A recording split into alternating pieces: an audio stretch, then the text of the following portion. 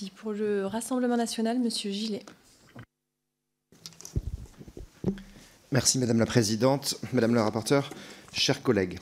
La loi dont nous débattons aujourd'hui vise à modifier la loi du 19 mars 1946 qui pose le principe de l'assimilation législative des territoires d'outre-mer. Elle actualise la sémantique, inclut Mayotte dont la départementalisation remonte au 31 mars 2011 et prévoit que les lois et décrets en vigueur en France hexagonale, mais non encore appliqués en Guadeloupe, en Martinique, à La Réunion, à Mayotte et en Guyane, de faire l'objet d'un décret d'application d'ici le 1er janvier 2027. Cette mesure, bien qu'assez symbolique, trouve déjà son fondement dans l'article 73 de la Constitution de 1958, qui pose déjà les principes d'assimilation législative de ces territoires. À cet égard, il est essentiel de revenir sur le contexte historique qui a façonné ces aspirations. Quelques décennies après l'abolition de l'esclavage, en 1848, les revendications d'assimilation à la métropole ont émergé dans les 4 vieilles colonies, la Guyane, la Guadeloupe, la Martinique et la Réunion.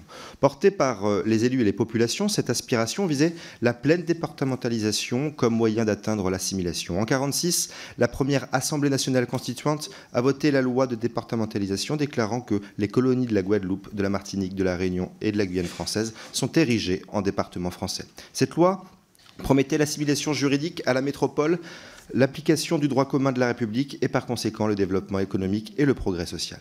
Plusieurs mois après l'entrée en vigueur de cette loi, la Constitution de la 4e République a instauré le principe d'identité législative dans les 4 départements ultramarins.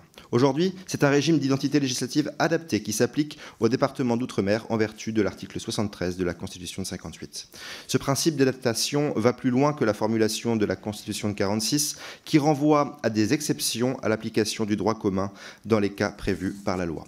En d'autres termes, ces exceptions ne peuvent être que des adaptations à des situations particulières. Une fois l'enthousiasme initial passé, il a fallu plusieurs décennies pour que les conditions sociales et économiques de ces territoires se rapprochent de celles de la France hexagonale. Les changements sociaux, l'immigration de masse, l'insécurité, la pauvreté et le taux de chômage inédit ont transformé l'enthousiasme initial en impatience, voire en désillusion, entraînant parfois des crises.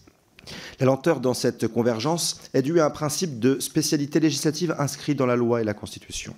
Mayotte, en particulier, connaît de graves dysfonctionnements publics, notamment une pénurie d'eau courante, prolongée, et une immigration massive en provenance des Comores. Il y a 10 ans, Mayotte était l'un des départements les moins criminogènes. Désormais, et comme pour l'immigration, il s'affiche tristement en haut du podium. La situation sociale y est également dramatique, avec un taux de chômage atteignant 35% et un salaire minimum différencié. En 2018, selon l'INSEE, 77% de la population y vivait sous le seuil de pauvreté, soit plus de 200 000 personnes. De telles situations et de tels écarts nuisent au développement de territoires ultramarins et présentent une inégalité de traitement flagrante entre nos concitoyens. Ainsi, nous voterons cette mesure à portée symbolique, tout en soulignant qu'elle ne répond évidemment pas au défi de la départementalisation des territoires ultramarins.